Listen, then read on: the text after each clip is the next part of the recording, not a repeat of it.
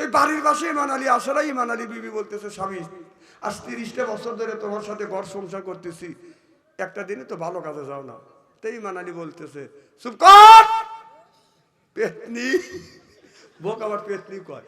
প্রেম আর ভালোবাসা দিয়া, আদর আর মোহাব্বত দিয়া মানুষের মন যত জয় করা যায়, রিমেন্টে নিয়ে ধরিয়ে ধরিয়ে মারিয়া মারিয়া গুলি করিয়া মানুষ মারিয়া দেশে থাকা যায় না, বরং দেশ ত্যাগ করতে হয়। কথা কন।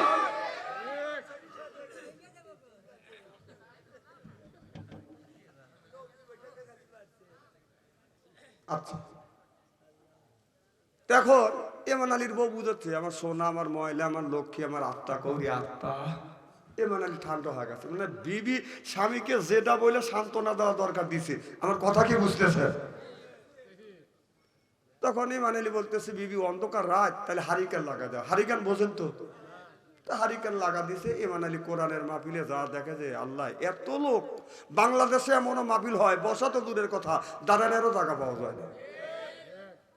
তো ইমান আলী যা বসবে, বসার মতো জায়গা নাই, ঘুরে গাড়িয়ে লক্ষ্য করে দেখে এইরকম স্টেজ, সামনে একটু পাশে জায়গা আছে, ইমান আলী যা বসে। কে বসছে? জোরে বলুন। আমার কথার উত্তর দিলে কথাটা মগজের মধ্যে ঢুকবে। তো ইমান আলী জীবনে তো ওয়াজ শোনে নাই, তো ডেকোরেশনের সাজগোজ দেখে মনে মনে ভাবতেছে এইটাই মনে হয় ওয়াজ। তো পাশের লোকে জিজ্ঞেস করতেছে, ভাই জানি এইটাই কি ওয়াজ? না, এটা ওয়াজ না। ওয়াজ কাক কয়? কেন? দ্বিতীয় বক্তা ওয়াজ করছে, প্রধান বক্তা স্টেজে এসে বসে গেছে, এখন ওয়াজ করবে। তো প্রধান বক্তা এরকম স্টেজে এসে বসছে, ইমান আলীর সামনে বসে। কোথায় বসে?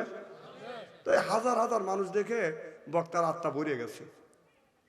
প্রথম পর্যায়ে ওয়াজ করতেছে, আমার ভাইয়েরা, আপনাদের সুন্দর পরিবেশন, আচার আচরণ দেখে, ব্যবহার দেখে আমার আত্মা ভরে গেছে। আমার মন বলতেছে ইমান এখানে আছে। হাত টান করে বলছে, ইমান এখানে আছে। ইমান শিখতে উঠছি, আমি ইমান এখানে আছি, এই খবর হুজুর কিভাবে জানলো? হ্যাঁ, আমি আসবোই না, বিবি পাম্প পট্টিতে পাঠা দিল, হুজুর কাউরে ধরলো না, আর আমি ইমান আসছি, আমাকে ইমান এখানে আছে। আমি ইমান এখানে যদি আসছি, আর যদি আসে হুজুর এই খবর জানে, হুজুর আরো গুমার ফাঁস করবে, ইমান গান যাও খায়, যা এখানে আমি থাকবো না। হুজুর না গুমার ফাঁস করবে, ইমান আলী থাকবে না, চলে দেবে, যাইবা চলে দেবে, যাইবা উঁচু হয়েছে, চলে দেবে। এক পর্যায়ে মৌলানা সাহেব ওয়াজ করতেছে, আমার ভাইরা, আমার দেশের অবস্থা বেশি ভালো না, তবে আমাদের ভিতরে যে ইমান আছে, ইমানটা কিন্তু এখন যাইবা। ইমান ক সাজছি কে রে? আমি যাইবা এ খবর হুজুর কয়া দিল। হ্যাঁ, আমি যাইবা এই খবর হুজুর জানে, হুজুর তাহলে আরো গুমার ফাঁস করবে। ইমান আলী আবার মানুষের আইলো ঠেলে, যা এখানে থাকবো না। এই হামা গরু দিয়ে ডান পাশ দিয়ে ওই রাস্তার পিছনে যায়া গাড় গুড়ে দেখতেছে হুজুর কিছু কয় নাকি। এক পর্যায়ে মৌলানা সাহেব ওয়াজ করতেছে, আমার ভাইয়ের, আমার দেশের অবস্থা বেশি ভালো না, তবে আমাদের ভিতরে যে ইমানটা আছে, এই ইমানটাকে সব মানুষ মিলিয়ে শক্ত করিয়া, মজবুত করিয়া ধরো। যেই কইছে ধরো, ইমান কয় সাজছি। এত মানুষ একজন করে যদি থাপা দেয়, তাহলে তো আমার জানি ভাসবে না। এ মানে উঠে দৌড় চড়েছি। তো হুজুর কা বাবা কে দৌড়েছে? পাবলিক কা হুজুর ইমান দৌড়েছি। বিশ্বাস করেন ভাই, কেবল ইরির খেতে 2-4 বিঘে বুধ পানি দিছি, তাহলে এই ক্ষেতটা কি অবস্থা হইতে পারে? ইমান আলী যায় আর দাবাস পড়িয়ে যায়, কাদো দিয়ে দিয়ে জড়া গেছে।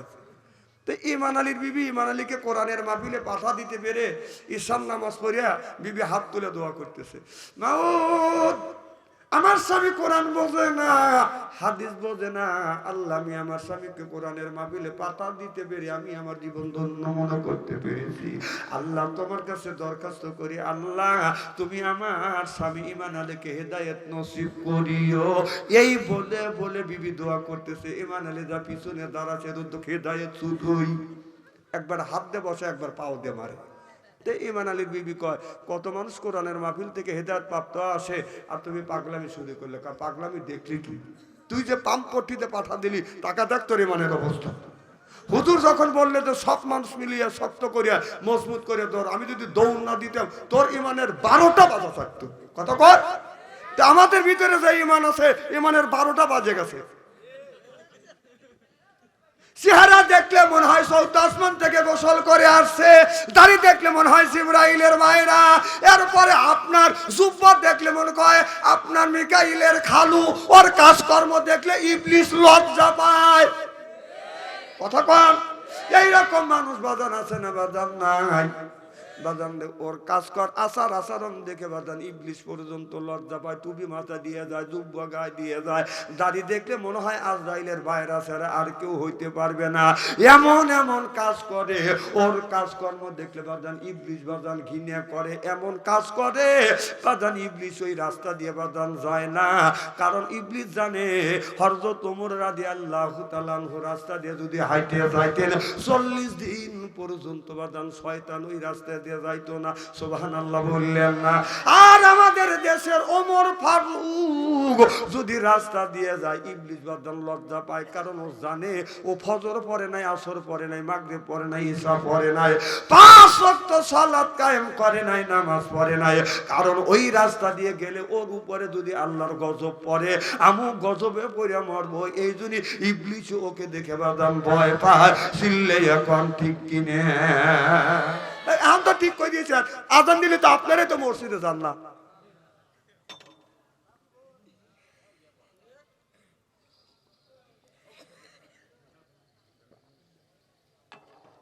আমার ওয়াজ শুনলে অন্ধ মানুষ চোখে দেখে, আমার ওয়াজ শুনলে কানা মানুষ চোখ খোলে, আমার ওয়াজ শুনলে বাদান আপনার পুরান কাপড় বাদান ইস্ত্রি করে মনে হয় বাড়ি গেল। কথা বুঝতেছেন না?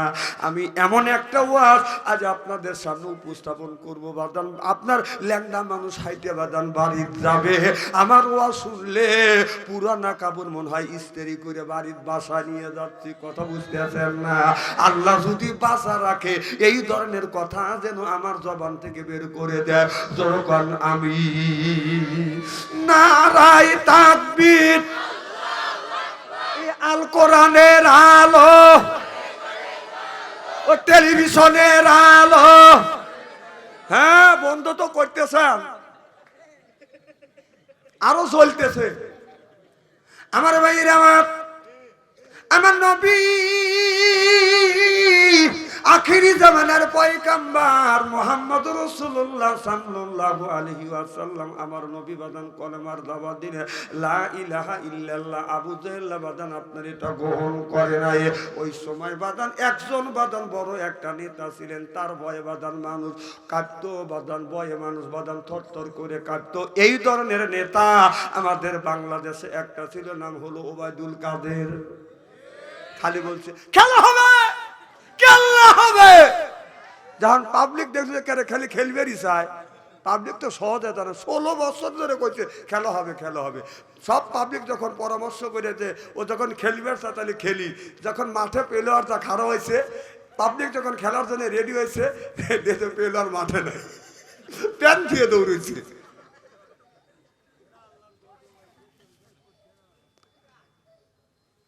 আমার ভাইরা আমার, ওই জামানার মধ্যে আকসান বিন সাইফি নামে একটা নেতা ছিলেন। এই নেতা খালি মুসলমানদের সাথে বাদান খেলতে চাইছেন, খালি বলছে খেলা হবে। টাকা দিলি বাদান ওই লোকটা একটার উপরে বাদান একজনের উপরে বাদান অত্যাচার করছে, জুলুম করছে। যেমন আমাদের দেশে আপনার বিগত বাদান 16 বছরের মধ্যে কোরআনের মাহফিলে যদি আপনার মতো আমার মতো নেতার যদি নাম যদি না দিছে, তখন এসে কোরআনের মাহফিল বাদান ভাঙিয়ে দিছে। এইরকম কুত্তা বাংলাদেশে ছিল কিনা? একটা কুত্তাও নাই, সব কুত্তা বলাইছে। কথা কোন ঠিক? আকসান বিন সাইফি এই রকম বাদল ছিলেন, তাকে দেখে সব ভয় পাইতো। আবু জাহেল বলল মুহাম্মদ সাল্লাল্লাহু আলাইহি সাল্লামকে যদি তোমরা হত্যা করতে পারো বিনিময় 100টা লাল উট দেব। এবার আকসান বিন সাইফির বাদান কিছু চামচা ছিল, নেতা হাইতে গেলে নেতার পিছনে বাদান চামচা থাকে কিনা? আলেম যদি হেঁটে যায়, আলেমের পিছনে যারা থাকে, নবীদের পিছনে যারা থাকছে তারা হলো বাদান সাহাবী। আলেমদের পিছনে যারা থাকে তাদের বলে বাদান তালেবে এলেম। আর মেম্বার চেয়ারম্যানের হাতে যারা করে তাদের বলে চামচে। এই জন্য বলেছে চামচিকে আরে কে বানাইছে? মাতব্বার। আল্লাহ চামচিকে কে মাতবার বানা দিয়েছে। হযরত ঈসা আলাইহিস সালাম যখন আপনার মাটি একটা হাতে নিয়ে একটা পাখির আকৃতি ধারণ করিয়া যখন বলছে কুম্বি ইজনি ইল্লাহ, আল্লাহর হুকুমে তুমি পাখি হয়ে যাও, এই মাটি বাদান আপনার মাটি জাতির পাখি বাদান উড়ল দিয়া আকাশে উড়ে বাদান সেই সামচিকে হয়া বাদান উড়িয়ে গেছে। এই সামচিকে মাত্র বাড়ি দিয়েছে কে?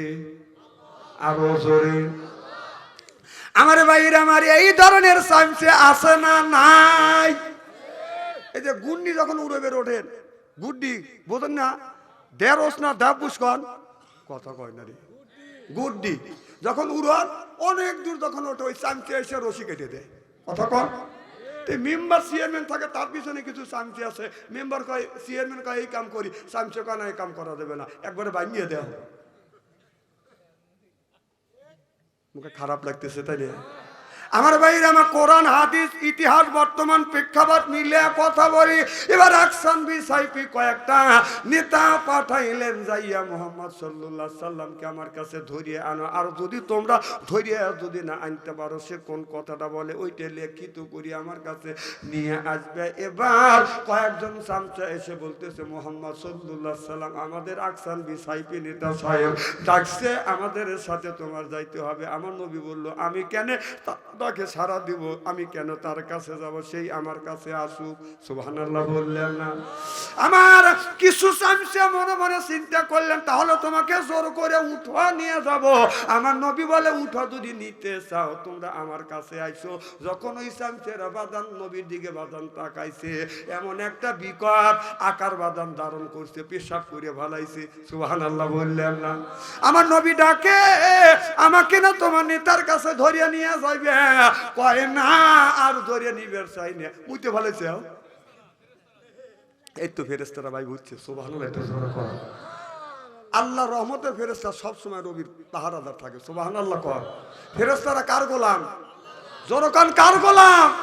আমরা কার গোলাম? আমরা আল্লাহর গোলাম। সুবহানাল্লাহ কর।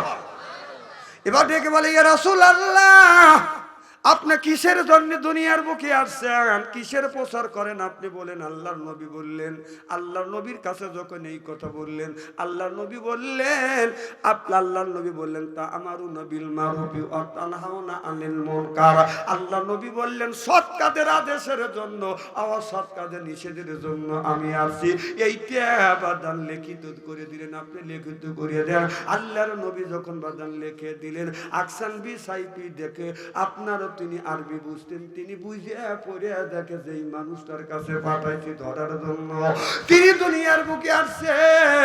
আল্লাহর নবী আসছে কুনতুম খায়রা উম্মাতি উখরিজাত লিন-নাস তা'মুরুনা বিল মারুফি ওয়া তানহাউনা আনিল ফাহশাই ওয়াল মুনকার। আল্লাহর নবী সৎ কাজের আদেশ আর অসৎ কাজের নিষেধ করবার জন্য আসছে। এবার আকসান বি সাইফি মনে মনে চিন্তা করলেন যে এই লোকটা আসছে সৎ কাজের আদেশ অসৎ কাজের নিষেধ, এটা তো হিন্দু মুসলিম খ্রিস্টান বৌদ্ধ নাই, সবার কাছে বাদান সৎ কাজটা বাদান ভালো। সিল্লে এখন মারহাবা। আকসান বি সাইফি বললেন তাহলে ওই লোকের কাছে আমি একটু যেতে চাই। আমার বিশ্ব নবীর কাছে যখন আকসান বি সাইফি বাদান আসলে না আমার নবীকে প্রশ্ন করবে, কিন্তু আসিয়া আমার নবী চেহারা দেখে কলমা পড়ে মুসলমান হয়ে গেলেন। লা ইলাহা ইল্লাল্লাহ লা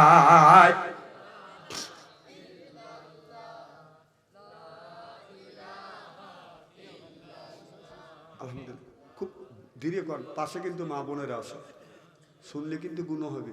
আপনাদের জ্ঞান আছে, আপনারা আস্তে আস্তে কথা বলবেন, মহিলারা জোরে জোরে বলবে না। আবার নাউজুবিল্লাহ কিসে?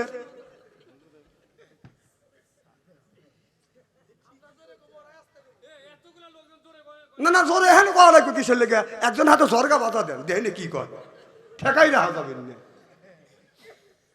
মার হবার জোরে কর নারাই তাকবীর, আল কোরআনের আলো, নারে তাকবীর। আমার ভাইরা আমার আকসান বি সাইফি কলমা পরে মুসলমান হয়ে গেলেন।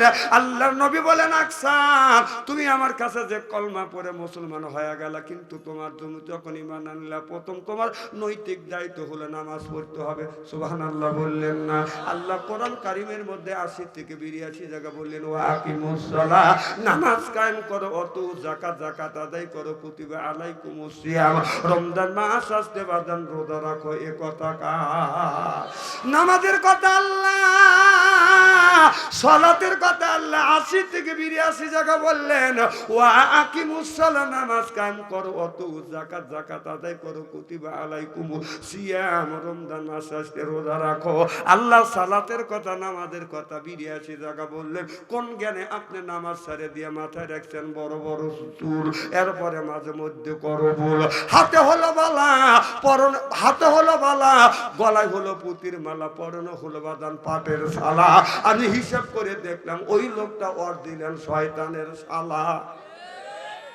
নামাজ নাই, রোজা নাই, ফাস নাই, জাকাত নাই, খালি বলে কয় খাসার ভিতর আছেন পাখি ঢুকলো কিভাবে, ওই যে খাসার ভিতর আছেন পাখি ঢুকলো কিভাবে, মসজিদকে খাওয়াইলে সালাহ পাখি কি খাবে, হায় মুর্শিদ খাইলে মাখন সানা, আর পাখির তো খাওয়া হইল না, মসজিদকে খাওয়াইলে সালাহ পাখি কি খাবে, পাখি গু খাবে, তা তোর কি? এই পাখি বলে বেশি বেশি করে কোরআন তেলাওয়াত করো, পাখি বলে বেশি বেশি করে নামাজ পড়ো, পাখি বলে বেশি বেশি করে জিকির করো। রাসূল বললেন কুল্লু সাইল সেকালাতুল কুলুবিহিল যিকরুল্লাহ, বেশি বেশি করে জিকির করলে কলবের ময়লা পরিষ্কার করে দেয় কি?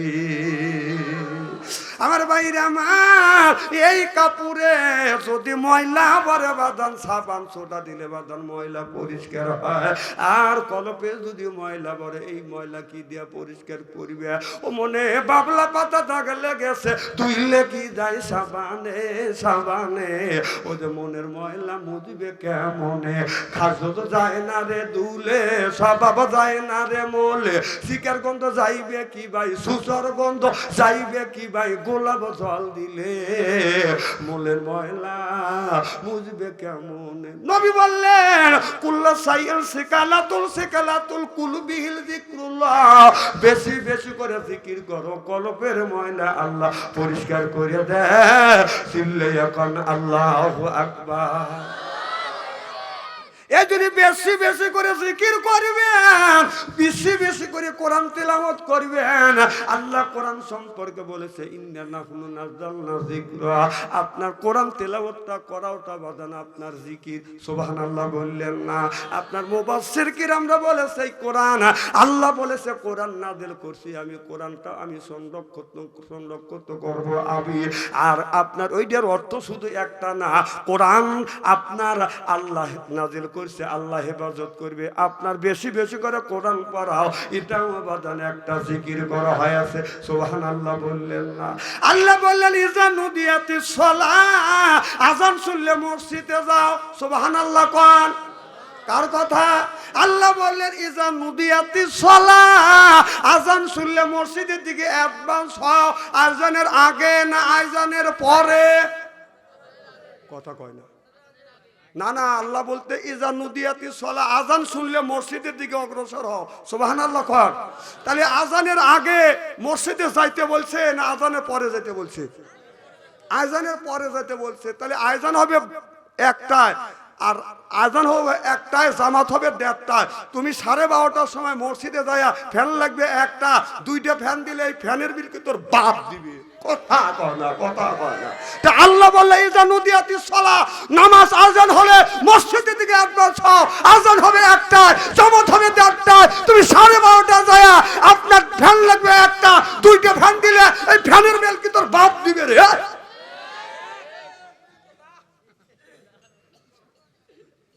ওই দেন বড় বড় চোখ করে তাকাচ্ছে। কথা কি খারাপ বলতেছি? মারহাবা, একটু জোরে কর। নারে তাকবীর। ইস্তেরি শুরু হয় নাই, একটু পরে করব। কারণ আমি বলছি যে পুরান জামা ধৌত করিয়া ইস্তেরি করে নতুন করে বাড়ি পাঠাবো। মারহাবা, একটু জোরে কর। আমার ভাইরা আমার, খুব খারাপ লাগতেছে মনে হয়, তাই না?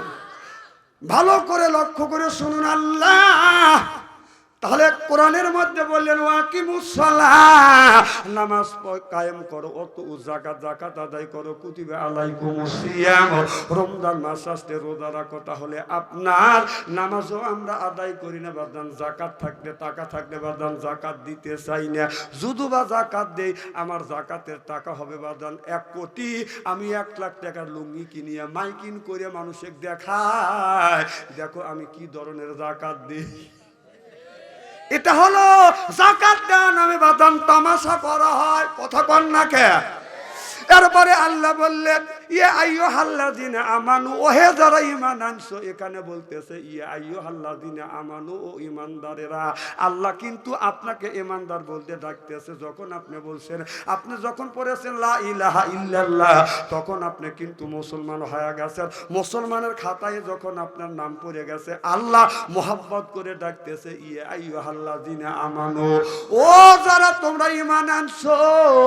আল্লাহ নিজে বলতেছে তোমরা যারা ঈমান আনছো। তাহলে তোমার ছেলের বয়স হলো বাদান আপনার 20 বছর, 20 বছর বয়স হয়েছে বাদান, 1 বছর ধরে তোমার ছেলে মসজিদে যায় না, ফজরের নামাজ পড়ে নাই। তুমি কেমন বাবা, এখন পর্যন্ত তোমার ছেলেকে মসজিদে নিতে পারলে না? তুমি বাবা, তোমার বয়স আপনার 60 বছর হয়ে গেছে, এখনো মুখে তুমি দাড়ি রাখো নাই। কথা বুঝতেছেন না? 70 বছরে বুড়ো মানুষ মুখের দাড়ি কাটে, সাত পেল্লা গাইয়াছে ভাই, রাস্তা দিয়া চলে মনে নায়ক নায়ক ভাব, ও তার যৌবনের অভাব। দাড়ি পাইকা কদম ফুল, চোখে দেখে শস্যের ফুল, চোখে দেখে শস্যের ফুল। দাড়ি পাইকা কদম ফুল, তথাপি মনে নায়ক নায়ক ভাব। 60 বছর বয়স হয়ে গেছে, চোখের তো আমরা জুলমুল করতেছে, এখনো তোমার নায়ক নায়ক লাগতেছে নাকি? না, কথা কি খারাপ বলতেছি নাকি? আরে বাচ্চান্তেরই উচিত কথা স্যার। আমি না আগে বলছি যে আমার ওয়াজ শুনলে কানা মানুষ চোখ খোলে, ল্যাংড়া মানুষ হাইটে যায়, আর ময়লা আলা কাপড় ধৌত করিয়া ইস্তেরি করে বাদ পাঠায়। এখন তো ঠিক করবি। তুই যে ঠিক করলি, তোর বাপ আছে তো।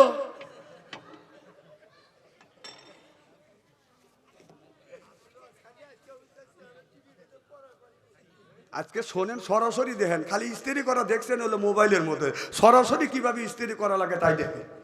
মার হবে একটু জোরে কর। আমার ভাইরা আমার, যেই ছেলের হাতে আছে, যেই যুবকদের কাছে আছে বাদান টাচ ফোন, ভালো থাকে না ওদের মন। যেই যুবকের নাই বাদান অর্থ, প্রেমে খাওয়া যায় বাদান ব্যর্থ, প্রেম করে খাইছে বাদান ছাকা হয়ে গেছে বাদান বাঁকা, মন হয়েছে বাদান ফাঁকা, রাগ করে চলে যায় ঢাকা। ঠিক, তাহলে এই কাদার এর মধ্যে পড়ে গেছ। তাহলে আল্লাহ বললেন ইয়া আইয়ুহাল্লাযিনা আমানু, ওহে যারা ঈমানের বিশ্বাসী, ঈমান এনেছো কুআনফুসিকুম ওয়া আহলিকুম নারা, নিজে বাঁচো, তোমার আহেল পরিবারকে বাঁচাও। আজকে নিজে বাঁচলাম না, আহেল পরিবারকে বাদান বাঁচাইতে পারলাম না। আপনার ছেলের বয়স মাত্র বাদান, আপনার ছেলের বয়স মাত্র 1 বছর, আপনার মেয়ের বয়স 1 বছর। তার হাতে আপনি কোন জ্ঞানে, কোন বিবেকে আপনি এই যে টাচ মোবাইল তুলে দিয়েছেন? কথা বুঝতেছেন না? আমরা যখন ছোট ছিলাম, আজ থেকে 20 থেকে 30 বছর আগেকার ঘটনা দেখেন, আমরা যখন 4 থেকে 5 বছর বয়স, তখন না একটা দিনও তো দেখলাম না যে বাড়ির দ্বারা দ্বারা জিকির করলে অজ্ঞান হলে, মসজিদে জিকির করে অজ্ঞান হলে তোমাকে হাসপাতালে নিল, আর বাবার বাড়ি গেলে তো লুঙ্গি আসলেই ঠিক থাকে না। কতক্ষণ জিকির করি কাকে খুশি করবার জন্য? জোরে বলুন। জিকির যদি আল্লাহকে খুশি করবার জন্য হয়, তাহলে সেই জিকিরটা করা হচ্ছে এইখানে তো আল্লাহকে খুশি করবার জন্য করি না, খালি বাবাকে খুশি করবার জন্য জিকির করি। কত কর না কে জিকির করুন লা ইলাহা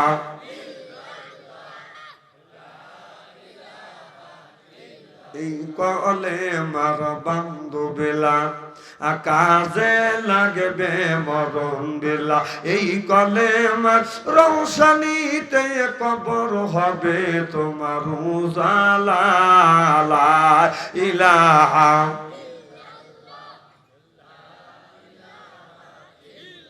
আসিয়া বলে ও গো স্বামী, আমি তোমার অর্ধঙ্গিনী, তোমার আমার সৃষ্টি করাটা গাতা রে কেন মানো না লা ইলাহা।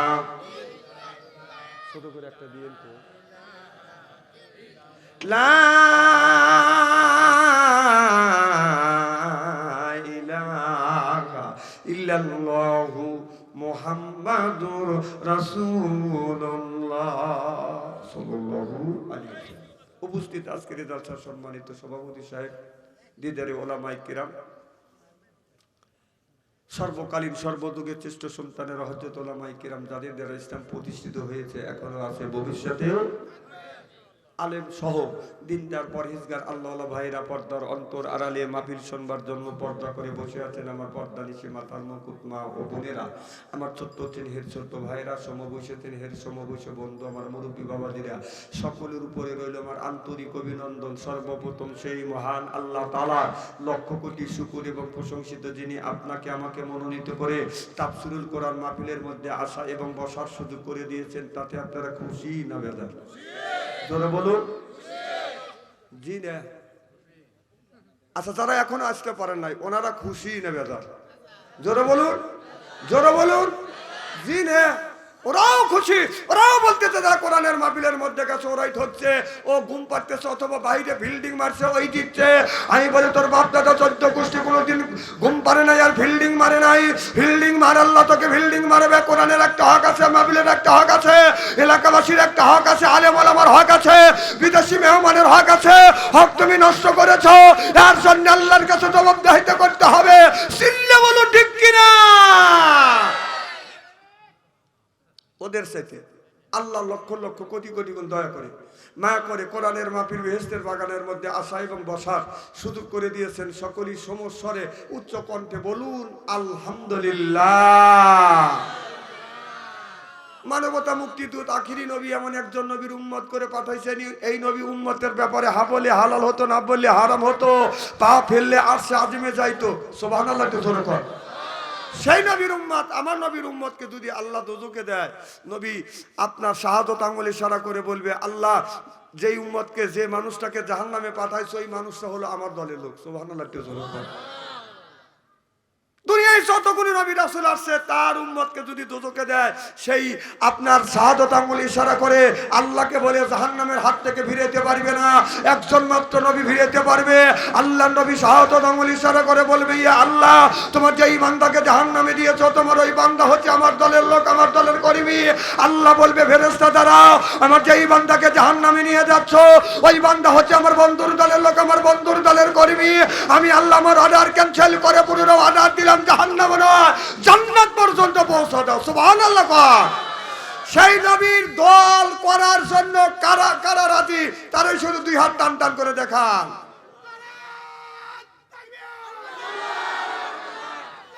স্বাগতম, শুভেচ্ছা। আমরা বাংলার জমিন থেকে সিরাজগঞ্জ সদর থানা কান্দাপাড়া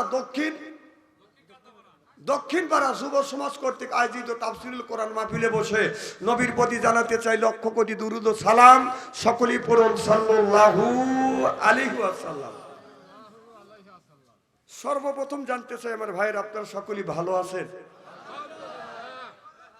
সর্বপ্রথম আল্লাহ আপনাদের দোয়ায় আমাকে সুস্থভাবে সহিভাবে আপনাদের সামনে আসা এবং বসার সুযোগ করে দিয়েছেন। সকলেই আপনাদের পবিত্র জবান থেকে গুনাহগার বাচ্চা আনসারির জন্য খাস করে দোয়া করুন। অল্প সময় হলেও যেন কোরআন আর হাদিস থেকে বাস্তব ভিত্তিক দু চারটি কথা আমার মনিব, আমার রব, আমার সৃষ্টিকর্তা, আমার বিধানদাতা, আমার রিজিকদাতা আমার জবান থেকে যেন বের করে দেয়। সকলে কোন আমিন। আর একবার বলুন, একটু জোরে বলুন। আমি আপনাদের কাছ থেকে দোয়া চেয়ে নিয়ে আপনাদের সার্বিক আর মঙ্গল কামনা করে আলোচনা শুরু করছি ইনশাআল্লাহ। এনটা সব খেয়াল নিয়ে গেলেন, পাবলিক আসলে বসতে দিবেন কোথায়? আমি তো শুরু করি নাই, লোক তো আরো আসবে ইনশাল্লাহ। মারহাবাতে জোরে কর।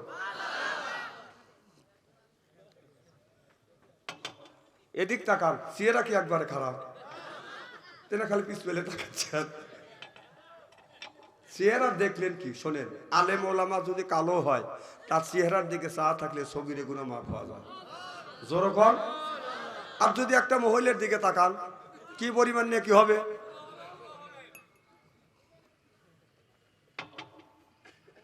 আল্লাহ এই দুনিয়ায় মানুষ সৃষ্টি করেছেন কেবলমাত্র শুধুমাত্র এক আল্লাহর ইবাদত আর দাসত্ব আর গোলামি করার জন্য। সুবহানাল্লাহ, একটু জোরে বলুন।